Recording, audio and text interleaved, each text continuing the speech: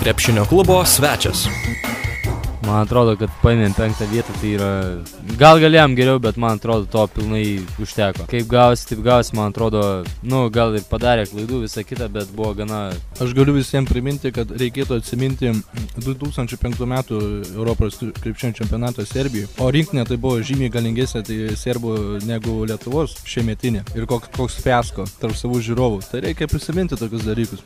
Man tai atrodo labai liūdna, kad pralošėm prieš makedoniečius. Net neliūdna, sakyčiau, gėda iš tikrųjų buvo. Nes galėjom laimėti, bet norėjom daugiau. Mums atrodė, kad bus labai lengva, pradėjom mėtyti vien 3 taškus ir galima sakyti, vien dėl to pralošėm. Jeigu būtumėm žaidę užtikrintai po 2 taškus, būtumėm galėję laimėti, kad ten ir keliais taškais, bet būtumėm laimėję. Bet kadangi norėjom greičiau surinkti, tai va taip ir gavosi.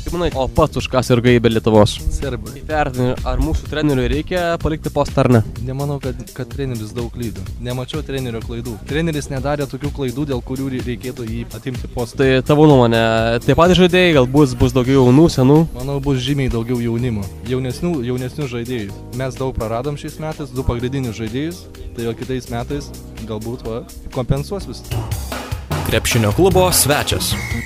Ar tai yra fiasko ar ne? Ne, nes vyrai stengiasi, vis tiek kažką pasiekė, liko 5, pasiekė savo tikslą svarbiausia. Kodėl tokios rinktinės kaip Slovenija, Serbija ar Kroatija patyrė fiasko? Čia viskas logiškai, aišku. Europos lygis krepšinio rinktinė yra daug stipresnis negu kitų valstybių ir tiesiog visoms neužtenka kelialapių. Tiesiog jie šiemet pasirodė silpniau, gal ne visi geriausi žaidėjai atvyko, nesusikoncentravo tai kaip reikia, gal buvo kokio, nežinau, ginčų ar tiesiog nesklandumo. O kaip vertini pasirodymą ir kur to priežastys tokios sėkmingo pasirodymą būtent Makedonijos? Makedonija visus, aišku, nustebino savo tokiu gan neįprastu žaidimu.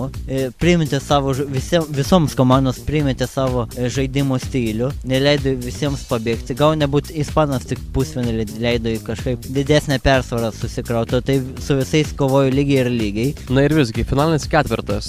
Tos komandos, kurios jį pateko ir kaip jame išsidėstė. Tavo nuomonė, taip ir turėjo būti? Taip, kad visas finalinis ketvirtas išsidėstė tokia tvarka pagal pajėgumą, kaip ir turėjo būti. Beje, kaip tu vertini tų lietuvių fanų pareiškimus, kurie po rungtynių su Makedonija tiesiog norėjo sumušti mūsų priešininkų komandos žaidėjus, fanus ir taip toliau? Ar tai yra teisingas požiūris? Čia aišku nėra teisingas, bet yra tiesiog to momentų padiktuotas, to epizodo momentų, tokia nervinė įtampa padiktuota. Ne visą laiką pralaimima, tarkim, silpnesniai komandai, tai visą laiką taip, kai pralaimi silpnesniai, tu norisi įžeistas, todėl ir tau kilo pykt. Bet tai yra sportas ir reikia prie to priprasti. Lietuva irgi yra nykštukinė šalis ir kai anksčiau laimėdavo prieš stipriausią, didžiausią Europos valstybės, visi irgi ją žvelgdavo iš aukšto. O dabar tai jau yra visavertė krepšinio šalis, tokio kelinti gal didelį tokį. Todėl gal už keliarių metų ir makedonai bus tokie patys. Tavo nuomonė,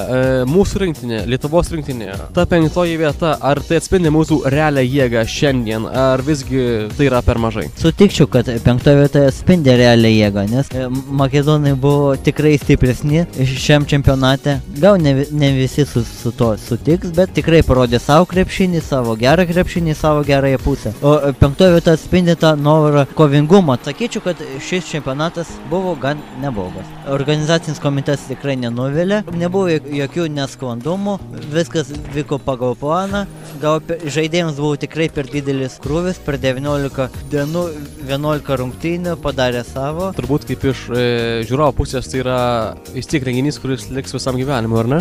Aišku, liks visam gyvenimui. Ne kiekvienais metais vyksta Europos krepšinio čempionatas ar koks kitas čempionatas tavo šaly, tavo mieste ir tai viskas įsimenama. Tai gal dabar taip neatrodo taip įspūdingai ir taip po keliarių metų tai tikrai galima bus pasigirti to, kad tu ten buvai, tu ten dalyvavai ten ir tau bus malonu tai prisiminti. Kaip tu manai, už metų, ko reikia Lietuvos rinktiniai, 5 olimpiados ir visose jose patekti į pusfinalį? Ko trūko šiai rinktiniai ir ko reikės ateičiai, kad mes patektume? Galbūt naujų žaidėjų, galbūt naujos taktikos ar panašiai. Šiandien rinktinė per daug buvo jau veterano. Kartu, kai tą ateina. Reikia pridėti Motejūną, tikrai jau į rinktinę Gecevičius, Seibūti. Ateities krepšininkai. Valančiūnas jau įrodė, kad jau yra vertas ir dabar galima puikiai matyti, kad ir jaunimas moka žaisti. Į olimpiadą grįž Linas Kleiza ir Jonas Mačiulis. Labai sustiprins Lietuvos rinktinė. Šiai puikiai rinktinė įtrūkus šiemet, nes mūsų rinktinė šiemet buvo viena iš geriausių tiesiog. Klausimas, ar reikia palikti trenerį esamą? Sakyčiau, kad jis yra jaunas ir tikrai netgi labai siūlyčiau, kad jis tikrai vertas pasilikti dar kitiems metams. Įrodė, kad gali laimėti su jauna rinktinė. Vienas čempionatas, nors ir kaip jis besibaigtų, trenerio negali sužlugdyti.